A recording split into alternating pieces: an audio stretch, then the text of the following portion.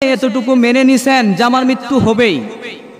পৃথিবীর জমিনের মধ্যে অনেক নাস্তিক বেঈমান দুনিয়ার জমিনের মধ্যে আসছেন, অনেক বড় বড় গাদ্দার আসছেন। যেমন ফেরাউন দুনিয়ার মানুষদেরকে মেসেজ দিয়ে দিলেন, আনা রাব্বুকুমুল আ'লা, পৃথিবীর জমিনের মধ্যে সবচাইতে বড় আল্লাহ আমি। অতএব সে নিজে জানতো আল্লাহ একজন আছে। কি জানতো কি জানতো না বলেন? সে জানতো আল্লাহ আছে, তারপরও সে তার মনের ভিতরে তামান্না ছিল পুরা মানুষের মধ্যে সবচাইতে বড় হওয়ার। সব সময় তামান্না ছিল রব্বুল আলামিনকে বল, আল্লাহ আমি পৃথিবীর জমিনের মধ্যে রাজত্ব চাই, কিন্তু কিয়ামতের জগতের মধ্যে পরকালে রাজত্ব চাই না। অতএব আল্লাহ তুমি যা দিবা আমাকে দুনিয়াতেই দিয়ে দাও। কিন্তু তার কওমের লোকদেরকে বলতে থাকতো, কওমের লোকদেরকে বলতো পৃথিবীর জমিনের মধ্যে সবচাইতে বড় আল্লাহ আমি।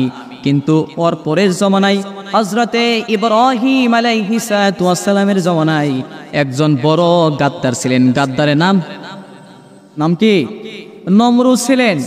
এই নমরুদ তো পৃথিবীর মানুষের কাছে মেসেজ দিয়ে দেন, আনা রাব্বুকুমুল আ'লা, পৃথিবীর জমিনের মধ্যে সবচাইতে বড় আল্লাহ আমি, বড় আল্লাহ আমি। অতএব পৃথিবীর জমিনের মধ্যে নমরুদ তার কওমদেরকে জানিয়ে দিলেন সবচেয়ে বড় আল্লাহ আমি।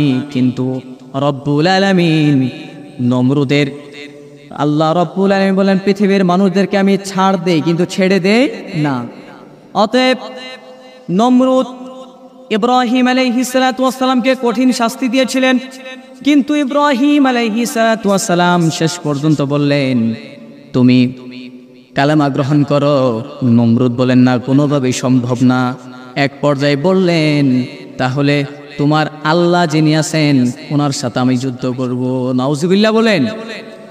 নমরুদ বলেন তোমার আল্লাহ আবার কোথায় থাকে? তোমার আল্লাহর সাথে কি করব আমি? একটা জিনিস খেয়াল রাখবেন, পৃথিবীর মধ্যে সবাই সব বিষয় কি করতো? মাস্তানি করতো, কিন্তু একটা বিষয় কেউ করতে পারে না, সেটা হচ্ছে কি? মৃত্যু। মৃত্যুর সাথে কেউ পাঞ্জা লড়তে পারে না। কেউ আদৌ পর্যন্ত, যত নাস্তিক বেঈমান এই পৃথিবীর মধ্যে গেছে, আসছে, আসবে, কিন্তু কোনো নাস্তিক বেঈমান আদৌ পর্যন্ত বলে নাই যে আমি মরবো না।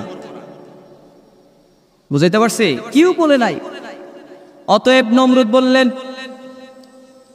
তোমার আল্লাহ কোথায় থাকে? তোমার আল্লাহকে জানিয়ে দিবা, তোমার আল্লাহর সাথে আমি যুদ্ধ করব।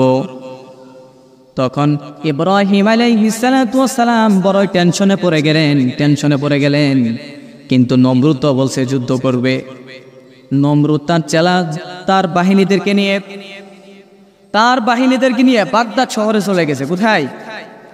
বাগদাদ শহরে চলে গেছে। যাওয়ার পরে নমরুদ তার দলদেরকে নিয়ে উপরে শুধু তীর নিক্ষেপ করতেছেন।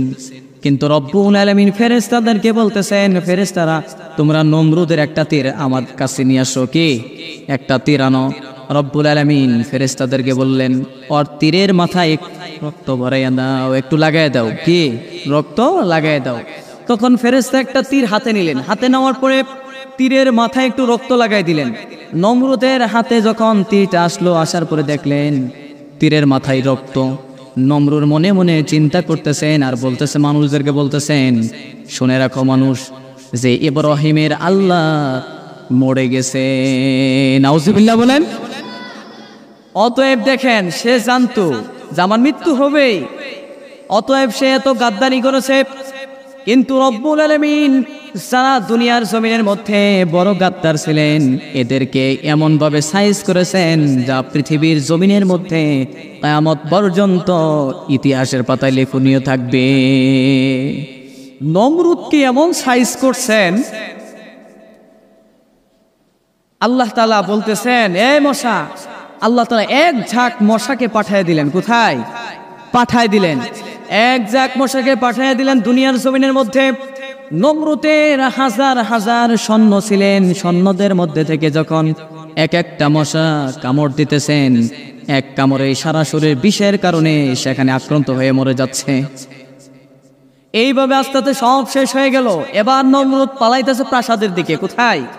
তার প্রাসাদের দিকে পালাইতেছেন। এমন সময় রব্বুল আলামিন বলেন, মশারে সব মানুষকে শেষ করছো? হ্যাঁ করছি। এবার আল্লাহ রাব্বুল আলামিন বলেন, নমরুদ তোরে আমি ভালো মশার মাধ্যমে শেষ করব না, তোমাকে আমি এমন মশার মাধ্যমে শেষ করব যা পৃথিবীর জমিনের মধ্যে লেখনীয় থাকবে সারা জীবন। মুহাম্মদ রাসূলুল্লাহ সাল্লাল্লাহু আলাইহি সাল্লামের আমার বন্ধুর উম্মতেরা স্মরণ রাখবে। সুবহানাল্লাহ বলেন।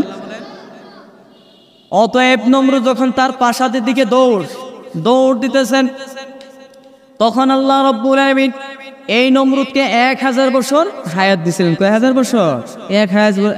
1000 বছর পর্যন্ত হায়াত দিছিলেন।